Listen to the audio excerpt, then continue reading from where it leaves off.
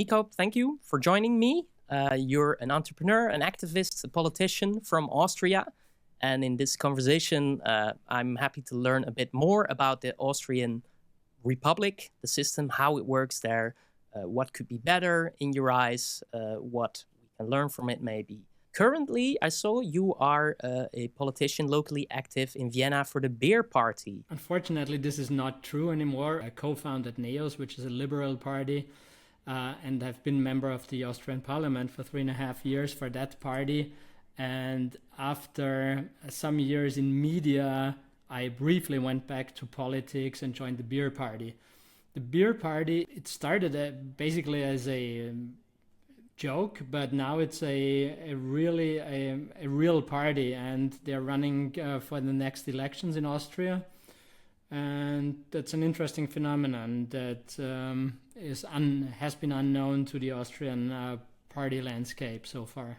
Yeah, because I read a bit about the party, and in the founding principles, I found things like we want to abolish all tax on drinks except for Radler because we hate Radler. Is this serious? What kind of phenomenon is this? I mean, and they even made it to third in the presidential elections in Austria. Let's talk about that later on also. The program of the Beer Party has changed. I'm really not a spokesperson for the Beer Party, but the Beer Party refused any drinks that are beer mixes like beer and lemonade, which is called Shandy or Radler, and they wanted to abolish all taxes on drinks. Also wanted to install a beer fountain in Vienna, and later on even did so, at least for an event. But now it has turned to be a more serious party. Also, the founder has been running, as you just mentioned, for the Austrian president. Why did you decide to join it at the time? It's a nice idea to run for them. It's a little bit of disruption in the political scene, a little shake-up for the usual party system, and that's good from time to time. So at that time, it kind of was the right thing to do, but yeah, I stayed with them for a year in one of the local governments in Vienna, but then it was time to move on. You're also kind of an activist on secularism. You wrote a book about the role of religion in politics. What were your main conclusions there? I advocate for secularism. Basically, it means the separation of church and state and republic and religion. And basically, the state needs to be, or I think it needs to be ignorant towards religion, any other belief or worldview, or even ideology, in order not to support anything aside from its own values that are written down in the constitutions. Well, speaking of that, what are the values written down in the Austrian constitution? This is a very tricky question. Very often people say that there are that the republic doesn't come with any values, but that's not true. Because we have basic rights. We have equality before the law. It means like the French égalité. We have that in our constitution. We are also referring to the Declaration of Human Rights. These are the values we share. These are values that are not declared, or they don't declare how we're supposed to act, but they're actually setting up certain limits that for our ways to live, but not really curtailing our freedom here. So, from my understanding, if it comes to religion in politics, and you look at the Netherlands, every law starts with "we, King Willem-Alexander, by grace of God, blah blah blah. Now this law is in effect." Or if you look at the UK. You have a state church, the Anglican Church, where the king plays a role. Is it comparable in a republic like Austria? No, it isn't. I think the American Constitution, U.S. American Constitution, is a good role model. It takes off with the words "we the people," and then basically it empowers the people as a whole to be the sovereign, to be the entity that shares power or hands over power for a limited time to a certain number of people that are elected. So power doesn't come from any supernatural sphere.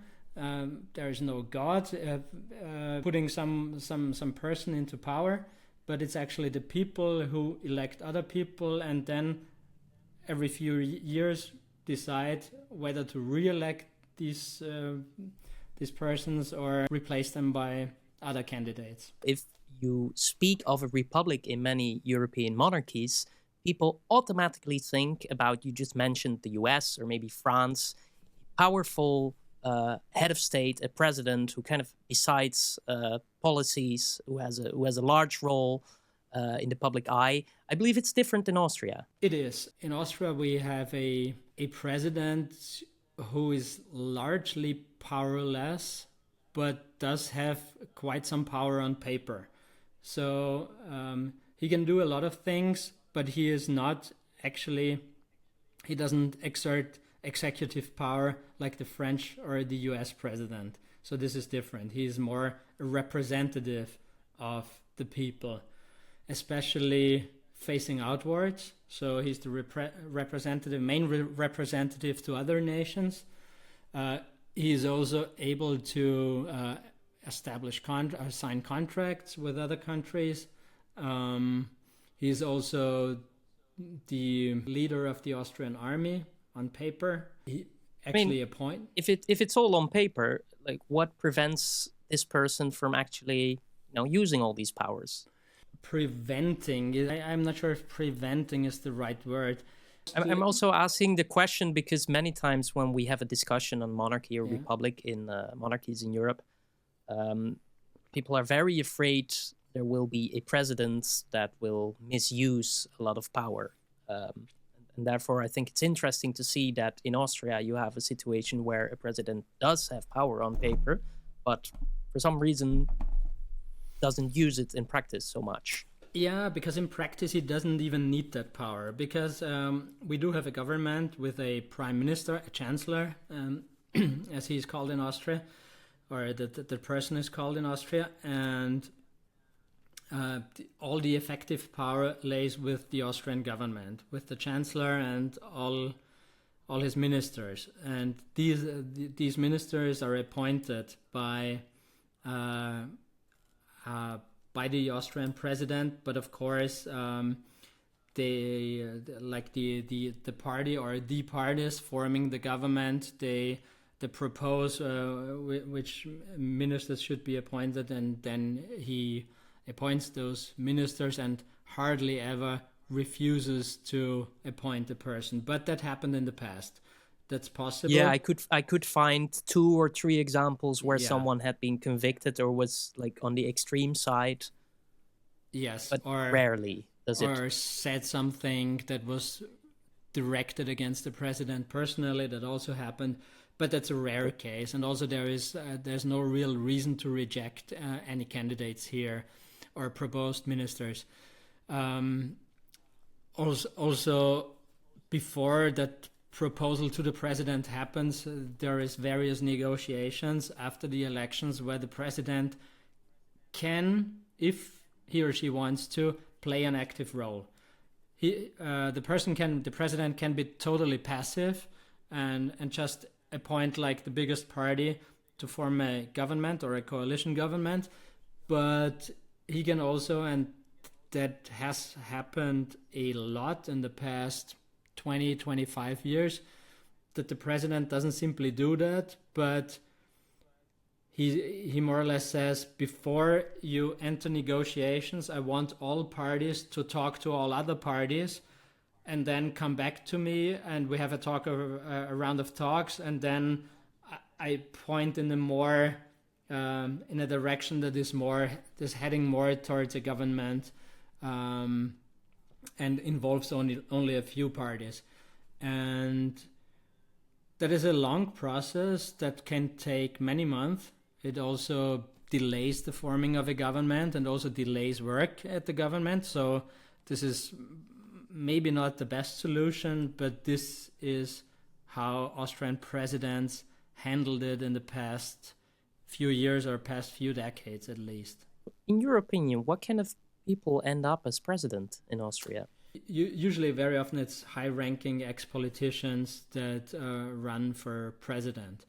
The now sitting president, Alexander van der Bellen, he was leader of the Green Party, then basically retired from that position, and he then ran for president. The Austrian president is directly, unlike, for example, in Germany, is directly elected by the people, right? Exactly. The Austrian president is elected directly. And we had very, very strong candidates in 2016 from almost all parties. So it was really an interesting race because basically we had 4 or 5 candidates that were all would have been good presidents in many people's opinions. What makes a good president? What makes a good president? The person has to be appealing to a large majority of the people, or at least has to be respected by a large majority of the people, I believe. That doesn't necessarily have to involve seniority, but it's usually people that are a bit older. It's usually old men, right? It's usually old men. Yes, true that. And there has to be a certain knowledge of the political sphere. At least one of the core competences of the president is actually to be that moderate person, or even moderator, or even mediator when it comes to regular elections and forming a government. This is a very important role of the Austrian president to be here in a very good and strong position, so he can steer the outcome of the elections to a then stable and reliable government without actually overstretching his power or her power to do that. So recently, I think in Europe, the right and also the far right is on the rise, and a lot of people in monarchies now say, well, it's better we have a monarchy, so at least we won't get a far-right president or a divisive president. Well, I think it's an interesting point. How does that work in Austria? Do you see that danger as well? How does the system deal with it? How do Austrian people deal with it? We are dealing with the far-right, or have been dealing with the far-right since the 80s almost. I don't know if you're familiar with the name Jörg Haider. He has been a politician. Yes, from the FPÖ.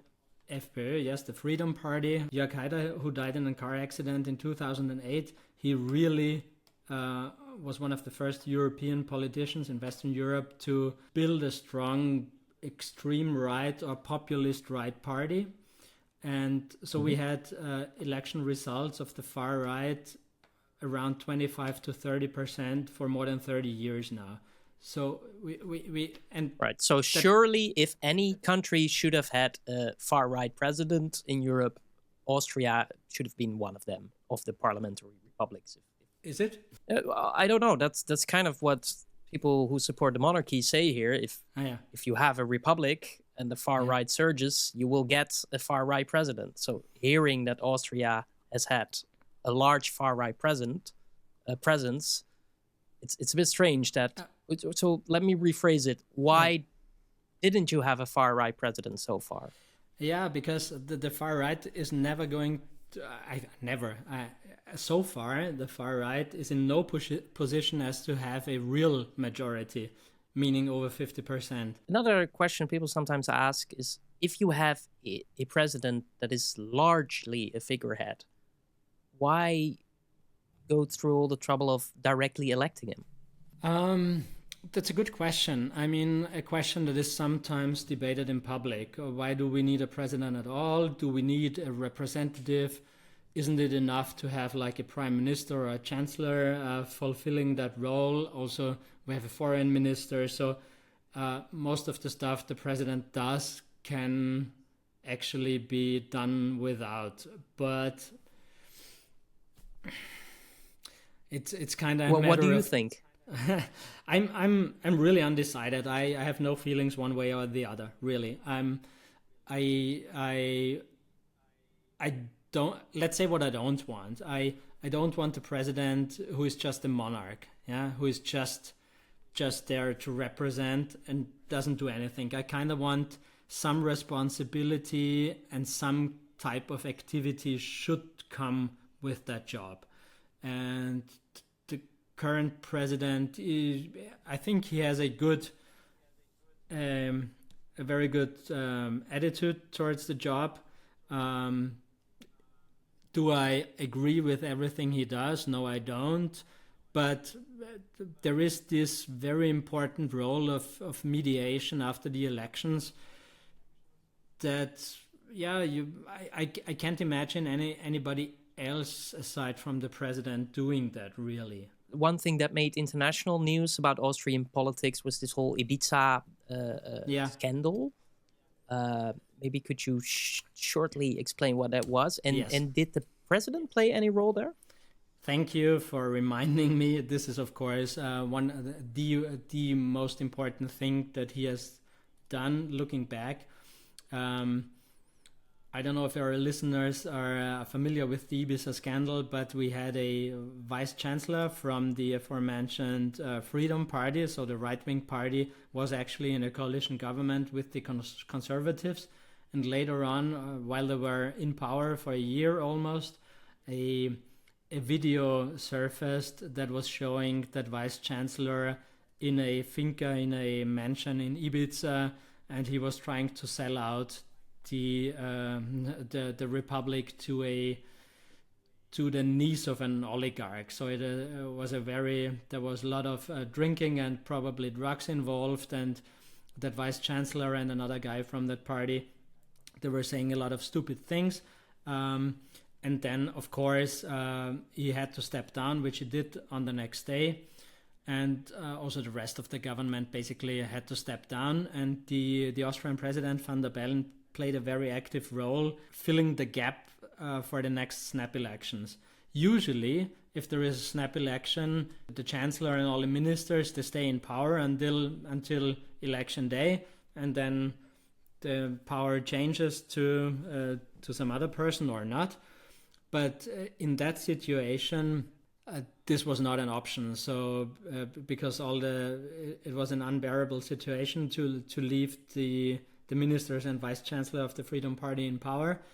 So Van der Bellen basically replaced the whole government by an expert government. And this is something that could have hardly been done without a president. So when the shit hits the fan, you do need a president, is what you're saying. And this is an example of that. Yes, yeah. That's, of course, something also we're discussing in monarchies. What does happen if shit hits the fan? Is King Willem-Alexander or King Charles, what role will they play, and how do we know they're going to do it well? Hypothetically, if Van der Bellen had fucked up, he would, appoint all his friends to be ministers, or he would do a horrible job. Is there a way to get rid of it? To oust him, yeah, somehow. There are ways, but I'm not familiar with them. I mean, this is something I haven't studied law, and I'm not too familiar with with every steps that need to be taken to oust him from that job. So, but it's always possible. There's always checks and balances to at least people. He's only going to be there for a couple of years because he can't be elected president again, right? He can be re-elected many times, actually, but he can only serve 2 consecutive periods. But mostly it's old men, so most of them don't really... They die. Yeah, they die. Right. Yeah. Well, we have that thing with monarchs too. They tend to die. Something you also sometimes hear is with presidential elections, people look at the United States and they say, you can just buy it, and money plays such an important role. How do you see that in Austria? Money doesn't really play a role in the Austrian system, and that is good. Money is important, of course. You need money to run an election campaign. You need money to organize everything that's needed for an election campaign and to prepare and everything. But it's not that much money needed. And money usually comes from political parties. So usually the political parties in parliament usually put up a candidate. Everybody is free to run. Best example is Dominik Vlasny, the founder of the Beer Party. He basically funded his own election campaign in the in the end he came in third, I think. Yeah. Let's talk about this campaign quickly before we end, because he came in third, which I think was quite a surprise to a lot of people, to get like 9% of the votes, with something like a beer party. How do you see this, that relative outsiders compete in a presidential election? Does it affect the seriousness of the office of the president? Is it a good thing, a bad thing? As I said before, in 2016 we had very interesting elections with very strong and reputable candidates. And then Van der Bellen came in first, and then he decided to run again 6 years later. And of course it was obvious that he was going to be re-elected, because the other parties didn't even bother to put up really good candidates. So the big parties actually decided not to send anybody into that race.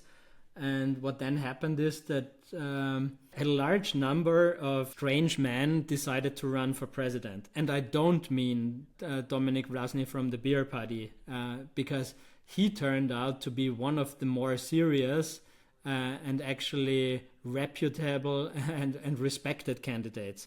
And the others, there was a guy from the Freedom Party, then there was a guy who used to be with the Freedom Party, then there was another guy who was loosely affiliated with the Freedom Party. So basically, all the spectrum of all the other candidates were all like right-wing populists, plus the guy from the beer party, plus Van der Bellen.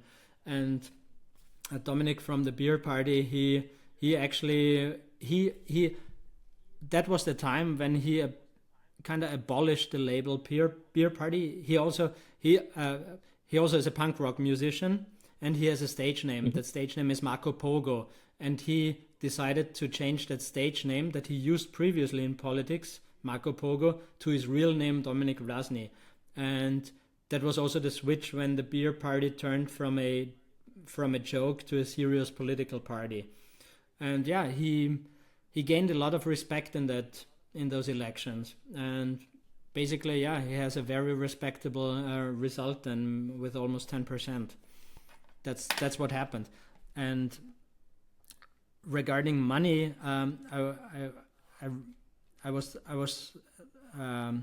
mentioning a downside in. Your question was, there is a lot of money involved, like in American politics, to put somebody basically on the list as a candidate. You need a lot of money, which you don't need in Austria. And the reason for this is that our political system is heavily financed. So Austria has, like in Europe, the highest subsidies for political parties. And if you're in parliament, the government gives you money for running your party. Exactly. If you're you don't even need to be in government. If you're in parliament, you get money for a certain number of votes. You get money, and there is a lot of money involved. So what's the downside to that, according to you? The downside is it's a very expensive political system, and there is a lot of money in politics itself, and that money could actually be spent better within politics. For example, if you can either give the political parties in parliament a lot of money, or the other option would be to give more budget to the parliament itself. So certain services, like a research or a scientific service within the parliament, the money could be used for that, so that all members of parliament go to the parliament directly if they need expertise or a study, or if they need a law worked out. So this could be done by a neutral body, but Austria has decided to give all the money to the political parties, and they can decide whether they can spend it however they like. Exactly, they can spend it however they like. They don't necessarily need to spend it on political work. They can use it for political campaigning exclusively. So the Freedom Party uses large chunk of that body for campaigning itself. And the party in monarchies, there's always loads of discussion about money and the head of state, the monarch, and all the all the money it costs and, hidden costs and so on. How's that in Austria and the president? I cannot remember any discussion here. I think You've been in parliament for 4 years. You've been following the news for many years, I believe. Yeah, exactly. So I don't think that the Austrian president is really a big burden on the budget, and I don't have any numbers from any polls or anything, but I believe that the Austrian electorate and the Austrian people are very satisfied with the fact that we have a president, and most of them cannot really imagine no Austrian monarchists wanting back the Kaiser. Well, yes. Good thing you ask, but yeah, that's kind of a bit the obvious question with Austria. We like to look back to the Austrian-Hungarian Empire, which used to be very big in Europe and all over the world, actually. For many people, having back the emperor would actually be an option. But then again, if they think twice, this is a system that nobody in his right mind would invent in the 21st century. Like transferring power down to your children, this is like in every company, in every other system, this is a complete no-go. Nepotism, this is something you don't do. So this cannot be right for the highest job in the country or in the republic. So even though there is appreciation for the history and the palaces and the stories, probably monarchy is not really an option in Austria anymore. No, definitely not. Definitely not. I mean, there used to be tiny parties, like there used to be like the Austrian monarchists, but this is like they are just being ridiculed, of course. As they should be. Thank you so much for taking the time for this interview. You're very welcome. I learned a lot myself through that conversation, again, as in most conversations. You did? Yeah. Yeah. I guess, like what, for example? I was I never thought about the role of the Austrian president that much until we had that interview. I mean, I also consider that a good sign, because it's not been really criticized lately. So effectively, I believe we do have a quite reliable and working system here.